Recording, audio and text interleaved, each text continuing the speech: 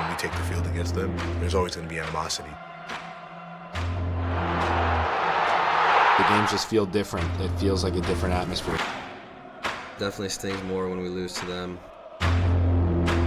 There's a little bit more emotion on the line for the fans and the people of our city. I don't spend 2 seconds worried about what Montreal has to do. We don't hate Montreal. I don't like their team. J'aime pas Toronto. It's not hatred. I guess passion against each other. When you're on the field, things flare because you're defending your turf. It's fierce, it's a battle. There's a lot of hitting, there's a lot of trash talking. Red versus blue. Who's the better city? Welcome to the rivalry.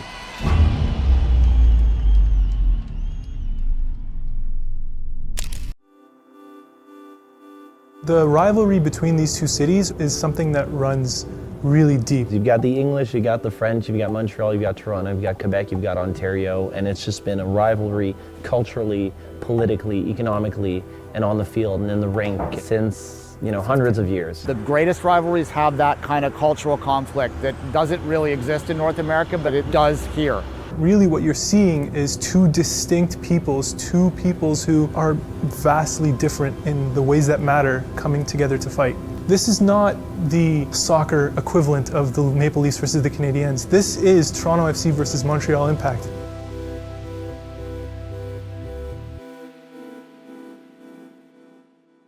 What's up guys, I'm Patrick, and Kik has sent me to Canada to take a look at one of North America's fastest growing soccer rivalries, Montreal Impact versus Toronto FC. Right now, we have the perfect backdrop to explore this rivalry, with a two-leg playoff that'll send one of these clubs to their first ever MLS Cup final.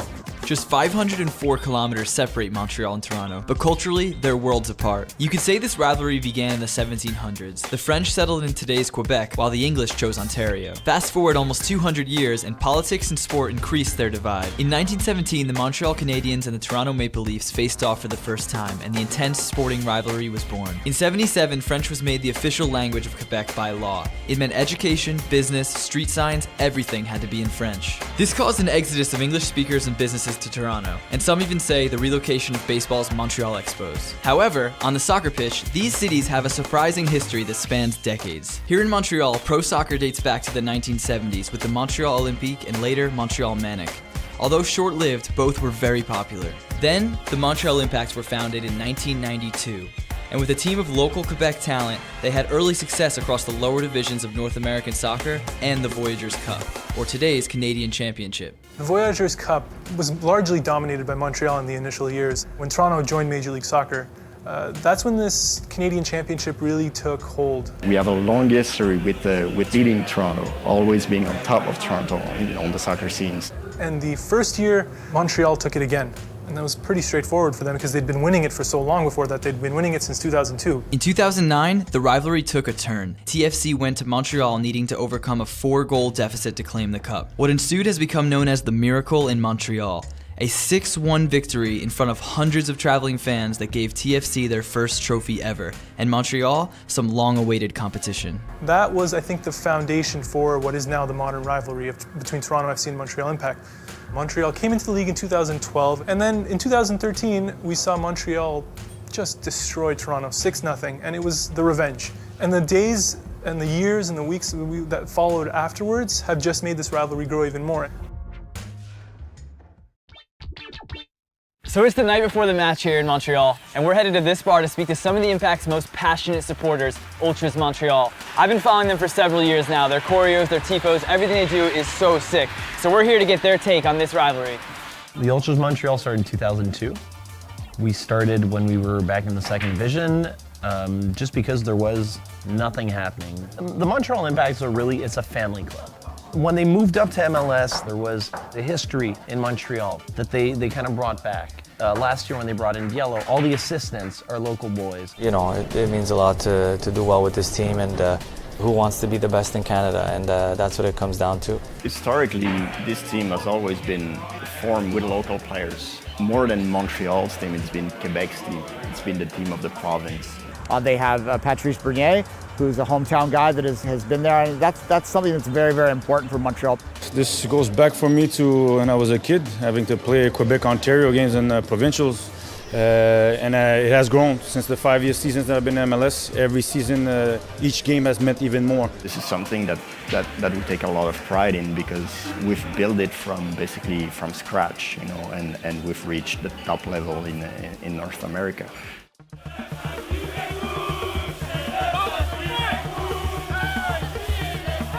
The fact that Montreal can sell out the Olympic Stadium 60,000 plus people is incredible. This match will take the rivalry into infinity. There will be bragging rights, there will be hate. It's going to be packed, it's going to be loud. If we can get 3 points out of it, maybe like 2-3 goals. 4 goals? 5? 6? At least 4. Let's say 6. Yeah. Let's get 6 goals out of it. Yeah, 6 is a good number for us.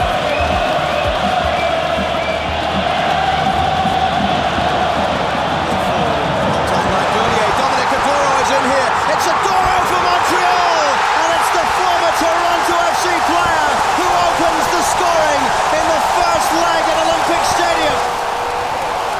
Piatti's ball back across goal. It's 2 for Montreal. Oyongo will have a crack at goal. Oyongo scores.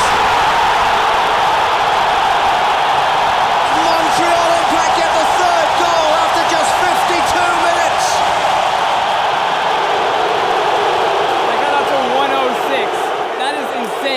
In the Premier League, they rarely reach 100 decibels, and this is regularly hit 105, 106, even 107 tonight. It's Altidore with a header. That's the goal they wanted. Now it's Michael Bradley. My word, Toronto FC get a second.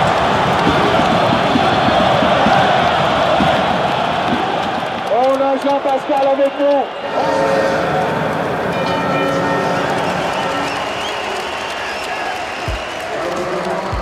That was one of the most incredible atmospheres I've ever experienced.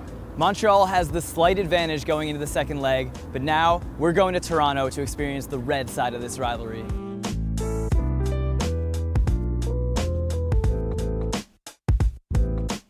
We've made it to Toronto for leg 2, and I can already feel the difference here.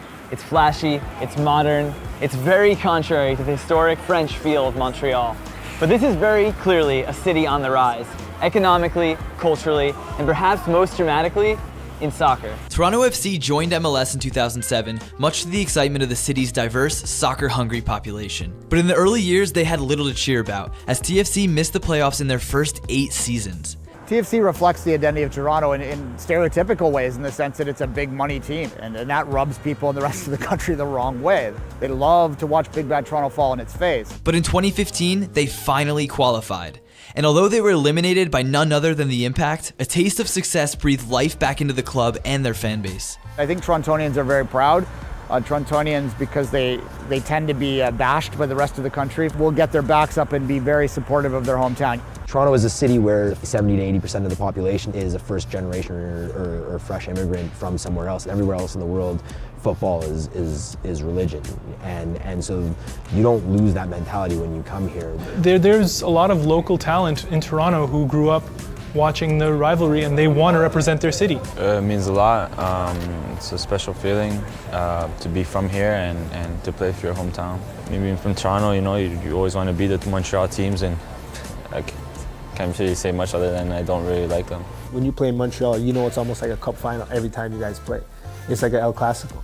The environment just boils my blood. It's the fans that really fuel the rivalry, and it's the fans that really fuel me when I play. When Toronto FC joined the league, they brought a level of active support never before seen in MLS. And in recent years, this support has been most vibrant when playing Montreal Impact. The first 2 years that we were in the league, we got the nickname from other supporter groups around the league as Plastic Ultras, because we were traveling in huge numbers, we were doing crazy tifos and displays, and I think that this is just the beginning of something really special, and something that maybe one day could rival Europe or South America. And whatever happens here could be as big, it might not be as big, but it'll be distinctly North American, and Toronto will be distinctly Toronto. The city understands the rivalry, and the stadium is always much more electric for the derby, always. The interest it will draw will make this, without a doubt, the most important game that's ever happened between two Canadian club teams. It's the first time in broadcasting history they actually had to cancel a hockey game for Montreal and Toronto rivalry. So that just shows how much the game is really developing and how much the game is growing.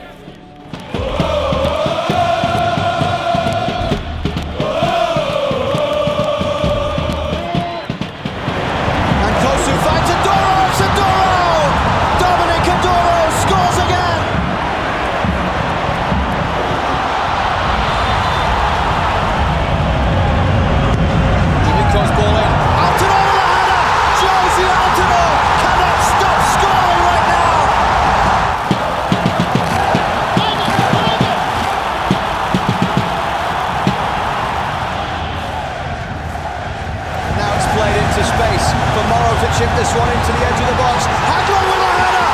Nick Haglund climbing high. It's 3-2. I told you this game was going to be crazy. It's 3-2 Toronto. This result, as it stands, would send this to extra time.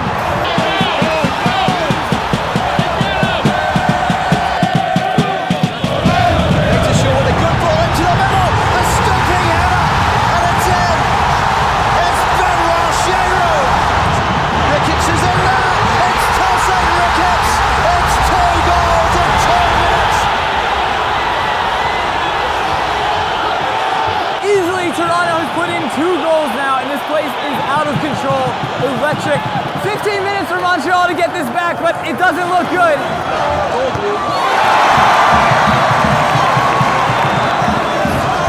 Toronto FC, Eastern Conference champions. They will host MLS Cup at BMO Field.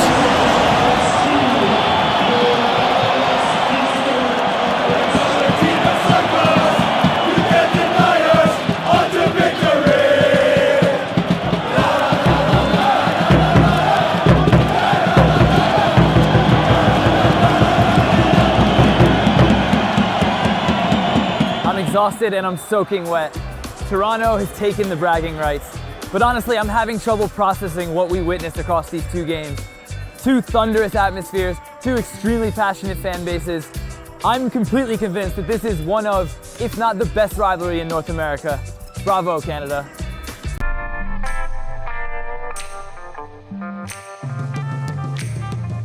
Montreal is interesting because it is so different than Toronto. We were founded in 1642. York was founded in 1750. And who inhabited York? It was the Americans who didn't want to be part of the new colonies, whereas we established ourselves here, the French Canadians did, and we didn't need to run away from anyone. We speak French here, so that's the plus. Some people don't understand all the time what you have to say. There's a lot of people that actually came from Toronto to Montreal because they wanted a city that's a bit more quiet. We're considered as more laid back, more enjoy the life. Toronto is a lot more about business. Until the 70s, Montreal and Toronto were like kind of competing to be the financial capital of Canada. At some point, Toronto just exploded and became another American city. If you look at it in Canada, it's probably the New York of the US. Because there's a perception that Toronto is the center of Canada, it's Toronto versus everybody. Just the different variety of cultures is something really special about Toronto. Toronto feels like the place in Canada right now. It's cliche, but everyone's just very nice and loving and welcoming, except if you're from Montreal. Montreal summers are pretty cool. It's a nice city, but yeah, it's not better than Toronto though. The rivalry's been there even before soccer. When you're from Montreal, you just grew up disliking Toronto. You can have a ping pong league with Montreal and Toronto involved, and there's going to be animosity between the 2 cities. That's just the way it is. It's rooted in something bigger than just the matchups. What really defined this rivalry was the history before that. It was something from the hockey world. Puis le fait qu'il y a toujours eu une rivalité dans les autres sports, que ce soit au hockey, au baseball, je pense que ça fait en sorte que la rivalité en MLS est automatique, mais très très forte. When Toronto and Montreal became soccer rivals, they had a blueprint of how to be rivals. In hockey, they haven't played in a playoff game since the 70s. The real rivalry right now is in soccer. To have a good rivalry, you have to have events that can be passed down, and that certainly happened in 2009, the Miracle in Montreal. The Voyageurs Cup is something that the fans christened, they brought into existence. It's our own trophy. It's our own tournament for our teams just in Canada. You want that bragging right, and that's what you fight for. Pennsylvania chance to kill Toronto here. So now the task for the visitors is to score 5. It felt like a miracle at the time. What we needed in that game was something that had never been done. And I just remember the moment Dwayne De Rosario saying, I'm gonna take this team, put them on my back. And he scored a hat trick in less than 30 minutes. The belief in the whole squad just started to go from there. He's gone free. Corner kick from Guevara. It's a good one. They put it in. 6-1 Toronto.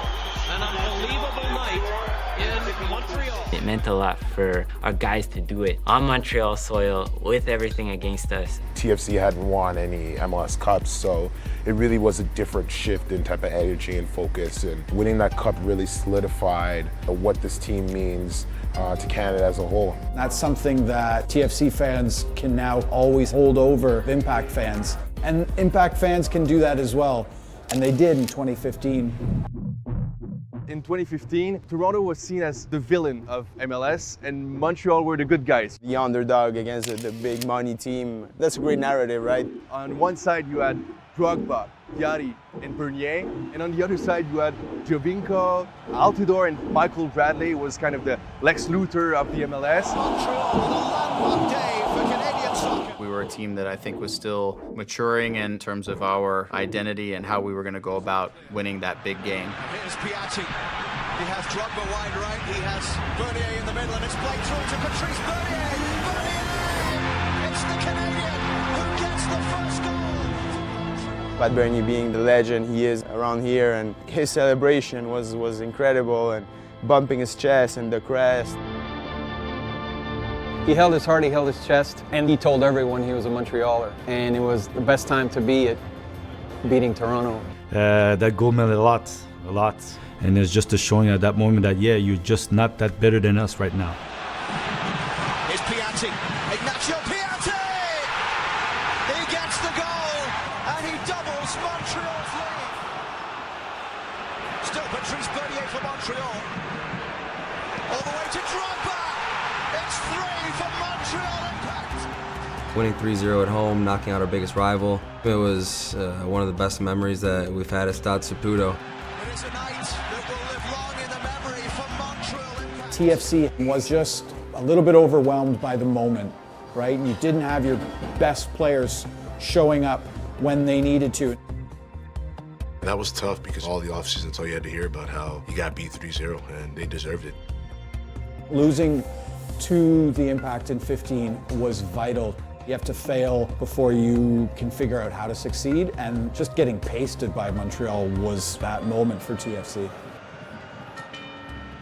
Then you go 1 year later, I think we ignited something in Toronto. 2016 was all about revenge for TFC.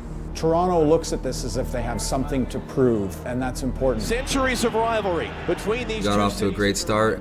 There was some drama with the way the field was lined. The 18-yard boxes were a little too narrow. You could talk about the painted lines if you want or not. Wherever on the Toronto side thinking that we manufactured that so that there was some sort of a mind game. You have one job. You have one job. Paint the lines the way that you've always painted them.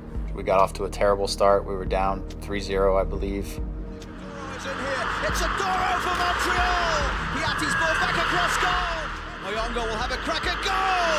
Oyongo scores. We had talked about that at halftime, and we were able to claw ourselves 2 goals back into the tie. Altidore with a header. Michael Bradley. My word, Toronto FC get a second. Montreal managed to win that game.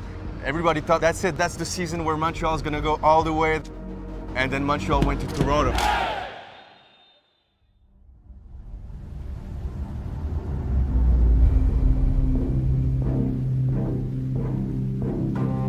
Playing at BMO, the atmosphere was amazing. Cold, rainy, everything that a big playoff game should be. One of these two Canadian teams will be crowned Eastern Conference champion. I've never felt a place shake the way that I have felt BMO Field shake.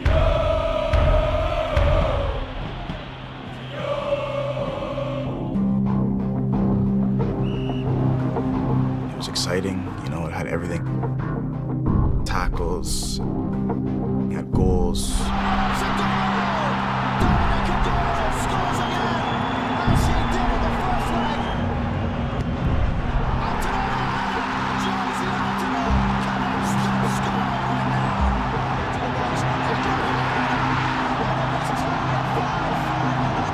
Fans were very energetic.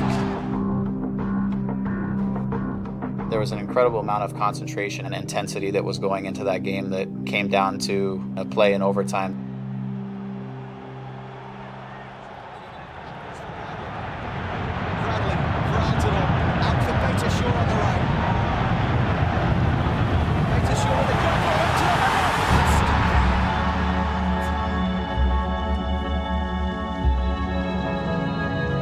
It was dramatic, and everybody within TFC showed up.